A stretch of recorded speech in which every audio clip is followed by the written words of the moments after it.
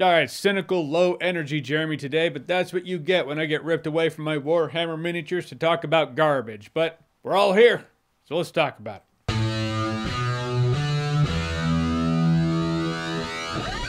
So Insidious, the Red Door. I was so close a few years ago. If this movie makes money, there will be a 5th Insidious movie called The Final Key or The Final Door or something. Almost. But for Insidious, the Red Door, the kid, don't make me look it up. His name is the kid. The kid from Insidious is all grown up. He's going to college now. It's a liberal arts college, which means while he's working towards his goal of being a Starbucks barista with an insane amount of debt, he gets to be inundated with creepy imagery, all for the sake of forced 5th installments. Who's excited? Are you excited? Either way, thank you for clicking on this video. I do appreciate it. Do you need to watch the previous Insidious movie?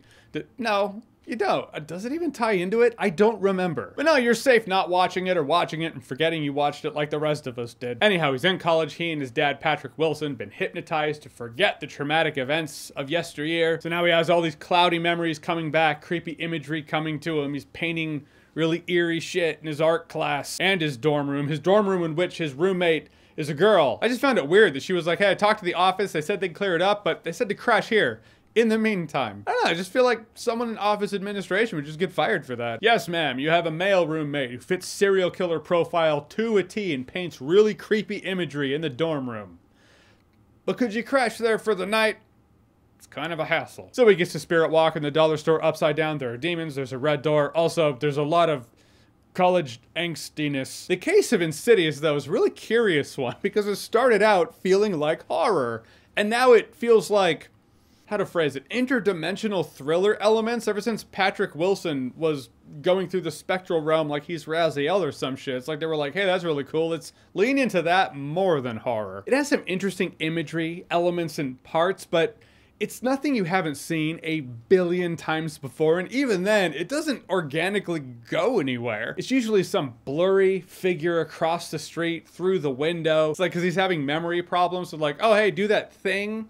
You know, like classic concentration. You gotta remember where the images were that you flipped over, and then you gotta match them up. Memory game. He just has all these cardboard images on his window. I'm like, dude, I respect the arts and crafts element, but seriously, you don't have a Switch? That game is in Mario 3, just do it there. Or it's online. What year does this take place? If I Google that game right now, I will be able to find it. But if you do that, you can't have the camera focusing on the window in which you see this blurry figure from across the street. Supposed to be creepy, but it's not creepy. It just comes across like someone had an idea for one moment, one shot, one element, one image, and someone else was like, yeah, that's great.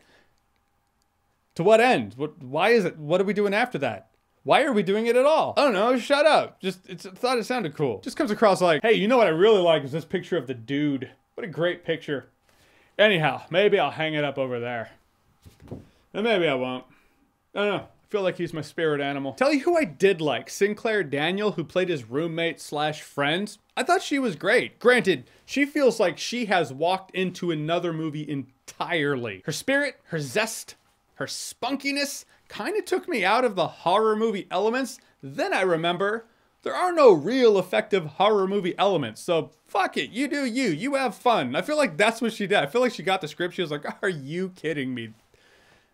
I'm having fun with this. I'm going to do my thing. I don't know if Patrick Wilson made that call or if she did in spite of the whole situation. Patrick Wilson, he directed this movie. It's his big screen directorial debut. I feel like that's kind of important information. I saw his name in the credits. I was like, oh, that's surprising.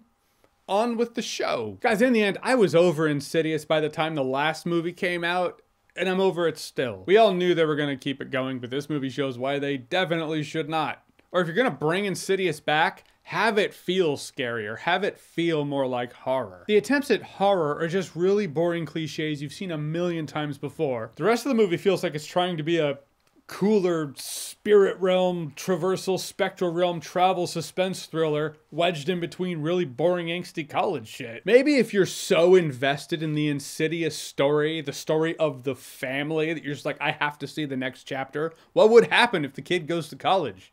I need to see. But for me, not gonna remember it in T-1 day. Yep, already forgot. All right, so Insidious, the Red Door. Have you seen it? What did you think about it? Whatever you thought, comment below, let me know. And as always, if you like what you've seen here and you wanna see more, click right here to see more.